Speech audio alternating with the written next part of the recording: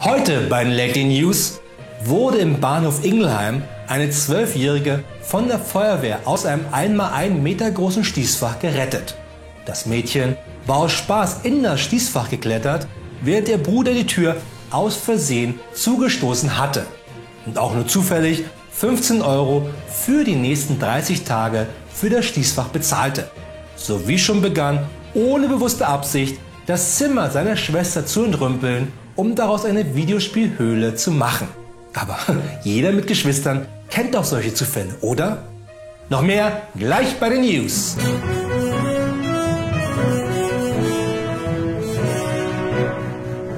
Hier ist Berlin mit der einzig wahren Nachrichtensendung dieser und der nächsten Welt.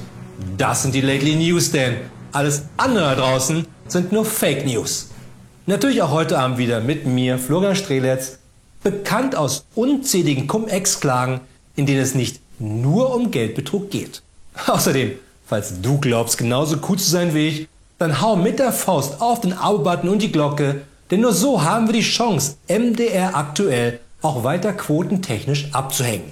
Natürlich bin ich heute wieder nicht allein im Studio, sondern auch dieses Mal werde ich unterstützt von den einzigartigen Lately News Korrespondenten aus allen Ecken der Welt.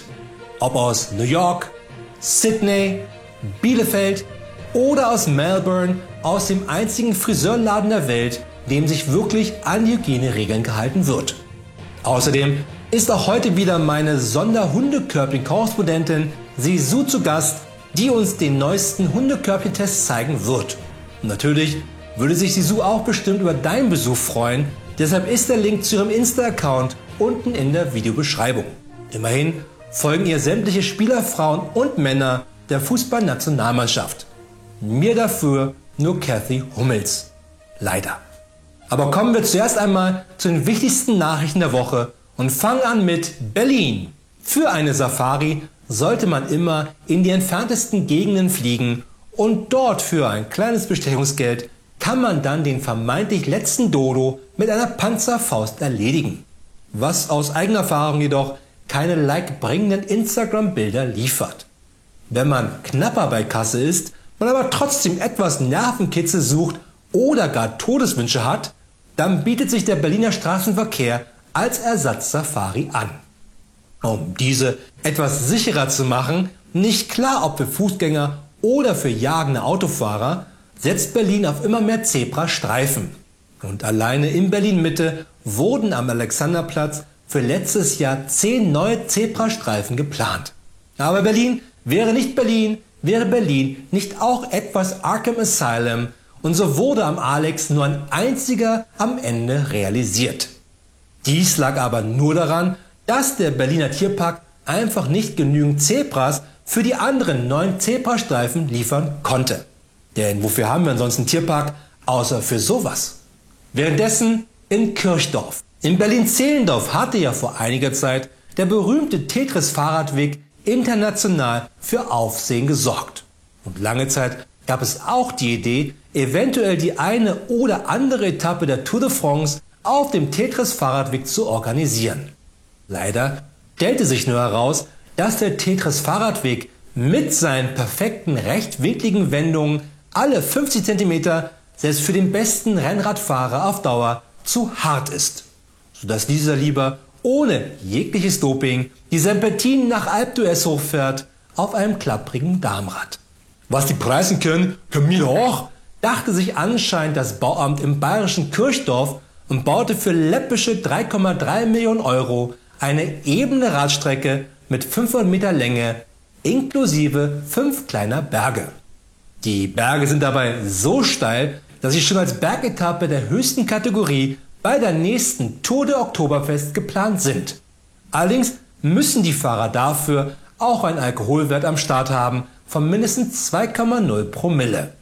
Derweil in Piacenza. Gute Nachrichten aus der Welt der Kunsträuber. Das Bildnis einer Frau, welches von Gustav Klimt, der auch die Klimt-Züge erfunden hat, zwischen 1916 und 18 gemalt wurde, galt mehr als 22 Jahre nach einem spektakulären Einbruch in die Galleria Riccioli, wo es hing, als verschollen. Allerdings wurde es nun bei Gartenarbeiten in der Galerie Riccioli ohne Scheiß wiedergefunden.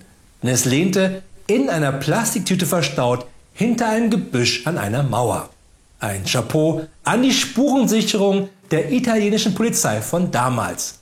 Dieser Fund hat nun andere Museen animiert, auch mal in den Gärten hinter die Büsche zu gucken, und so wurden innerhalb kürzester Zeit 28 Gemälde von Picasso, 15 Rembrandts und über 200 Bilder von Andy Warhol gefunden.